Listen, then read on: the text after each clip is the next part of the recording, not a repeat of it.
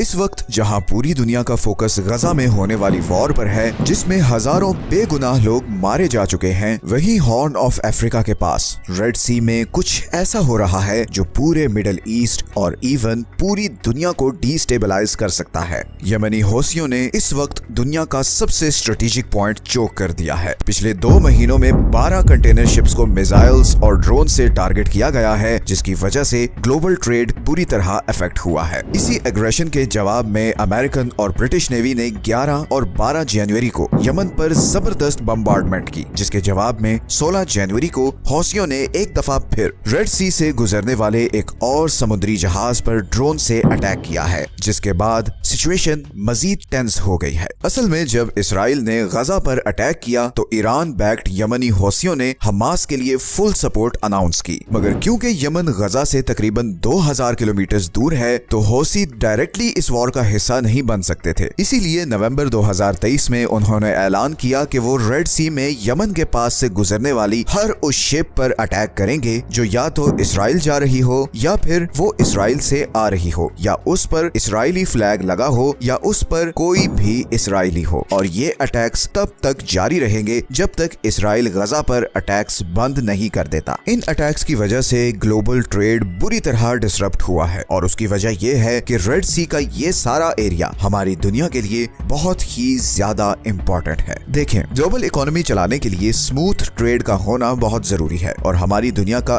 80% trade समुद्रों के जरिए होता है और इन्हीं समुद्रों में से एक ये रेड सी है जो 21वीं सदी का सबसे हॉट और डेंजरस जियोपॉलिटिकल एरिया है, क्योंकि यहाँ पे 2 चोक पॉइंट्स हैं। एक ये इजिप्ट के पास सुएज कैनाल है और दूसरा ये यमन के पास बाब अल मंदेब स्ट्रेट है। 28 किलोमीटर की ये पतली सी जगह जहाँ पर मिडिल ईस्ट और एशिया से आने वाले समुद्री जहाज इंडियन ओशन को क्रॉस करते हुए रेड सी में एंटर होते हैं और फिर सुएज कैनाल को क्रॉस करके मेडिटेरेनियन सी में निकल जाते हैं और वहां से फिर वो यूरोप और अमेरिका तक पहुंचते हैं। तो बेसिकली एशिया और मिडिल ईस्ट को यूरोप से कनेक्ट करने का ये सबसे शॉर्टेस्ट रूट है। पूरी दुनिया की 10% ऑयल और 6% नेचुरल गैस की सप्लाई इसी 28 किलोमीटर के चोक पॉइंट से गुजरती है और ये सारी गैस और ऑयल इधर पर्शियन गल्फ कंट्री से स्ट्रेट ऑफ हॉर्मोज क्रॉस करके आती है। 2022 के स्टैटिस्टिक्स के मुताबिक पूरे यूरोप की 20% ऑयल इंपोर्ट और 24% गैस इंपोर्ट इसी बाब अल मंदेब स्ट्रेट से गुजरती है। और सिर्फ ऑयल और गैस ही नहीं बल्कि एशिया और यूरोप का सारा ट्रेड भी इसी रास्ते से कनेक्टेड है। चाइना की 30% मैन्युफैक्चरिंग एक्सपोर्ट्स इसी बाब अल मंदेब स्ट्रेट से होते हुए यूरोप और नॉर्थ अमेरिका को जाती है। तो अगर ये रूट किसी भी वजह से ब्लॉक हो जाए तो ग्लोबल इकोनॉमी कोलैप्स कर सकती है, क्योंकि इसका ऑल्टरनेट सिर्फ एक और रूट है और वो है पूरे अफ्रीकन कॉन्टिनेंट को क्रॉस करके। सुएज कैनाल के बनाने से पहले कंटेनर शिप्स यही रूट यूज करती थीं, मगर ये रूट सुएज कैनाल वाले रूट से 7400 किलोमीटर लंबा है, जिसकी वजह से एक्स्ट्रा फ्यूल कॉस्ट आती है और इसीलिए यमनी हौसियों के अटैक के बाद इन शिपिंग कंपनीज को मिलियंस ऑफ डॉलर्स का नुकसान हो रहा है। अभी तक हौसियों ने यहाँ पर मिसाइल्स और ड्रोन से एटलीस्ट 13 कमर्शियल शिप्स को टारगेट किया है, जिसकी वजह से दुनिया की 5 बड़ी कंटेनर शिपिंग कंपनीज ने रेड सी के थ्रू अपने ऑपरेशंस बंद कर दिए हैं। इनमें डेनमार्क की मर्स्क लाइन, फ्रांस की CMA CGM, जर्मनी की हैपग, लॉयड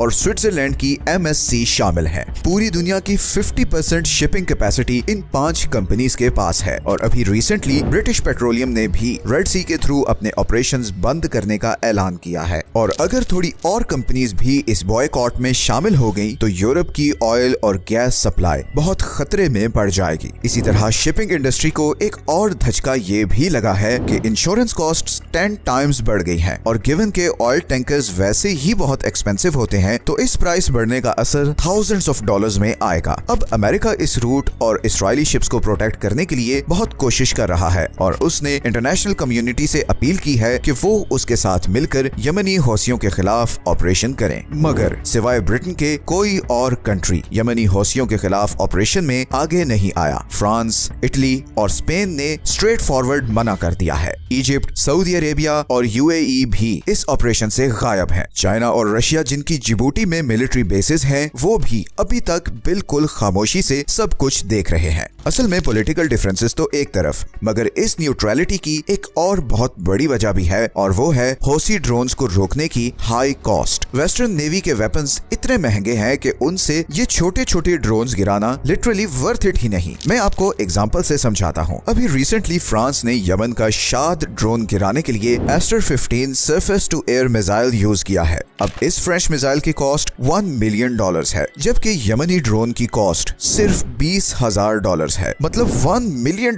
का मिसाइल मार के $20,000 का ड्रोन तबाह करना किसी भी तरह से जस्टिफाइड नहीं। लेकिन दूसरी तरफ अगर ये शिप्स तबाह होती हैं तो वो भी मिलियंस ऑफ डॉलर्स का नुकसान है। तो हौसियों के लिए विन विन सिचुएशन है। इसी तरह हौसीज के पास दो और भी बहुत जबरदस्त हथियार हैं। एक तो 1400 किलोमीटर की रेंज वाले बैलिस्टिक मिसाइल्स जो जमीन में इस रेंज के अंदर हर चीज को टारगेट कर सकते हैं, और दूसरा 40 से 800 किलोमीटर की रेंज वाले एंटी शिप क्रूज मिसाइल्स जो किसी भी शिप को बहुत ही एक्यूरेटली निशाना बना सकते हैं। And on top of this western हथियारों के मुकाबलों में ये बैलिस्टिक मिसाइल्स बहुत सस्ते हैं, इसीलिए ये बहुत ही कॉम्प्लिकेटेड कॉन्फ्लिक्ट बन गया है और बहुत से कंट्रीज अभी इसका पार्ट नहीं बनना चाह रहे। इस ब्लॉकेड का इजिप्ट पर भी बहुत नेगेटिव असर पड़ेगा, क्योंकि वो सुएज कैनाल से गुजरने वाली शिप्स से $10 बिलियन एनुअली कमाता है। इसीलिए जब कंटेनर्स अफ्रीका के रूट से जाएंगे तो इजिप्शियन इकोनॉमी को अच्छी खासी हिट पड़ेगी। सऊदी अरब अभी तक इस मामले पर खामोश है। हालांकि 2015 से सऊदी अरब यमनी हौसियों के खिलाफ लड़ रहा है, मगर अब रिसेंटली सऊदी अरब ने यमन के अगेंस्ट अपनी अप्रोच बदली है। सऊदी अरब ने रिसेंटली यमनी लीडरशिप के साथ पीस ट्रीटीज भी साइन की हैं। कुछ एनालिस्ट्स के मुताबिक सऊदी अरब को यूएसए पर काफी गुस्सा भी है, क्योंकि जब यमनी ड्रोन सऊदी अरब की ऑयल पाइपलाइंस पर अटैक करते थे तो अमेरिका का कोई खास प्रोएक्टिव रिस्पांस नहीं होता था। इसीलिए अब सऊदी अरब सिर्फ एक स्पेक्टेटर बनकर सारी सिचुएशन को देख रहा है। लेकिन दूसरी तरफ यूएई अमेरिका पर बहुत दबाव डाल रहा है कि वो हौसीज पर फुल स्केल अटैक करे, बिकॉज यूएई यमन में एंटी हौसी ग्रुप को सपोर्ट करता है और पिछले कुछ सालों से यूएई यमन में बहुत ज्यादा इंटरेस्ट ले रहा है, और उसकी वजह यमन में डिस्कवर होने वाले बहुत बड़े ऑयल रिजर्व्स हैं। कुछ रिपोर्ट्स के मुताबिक यमन में वेनेजुएला के बाद दुनिया के दूसरे सबसे बड़े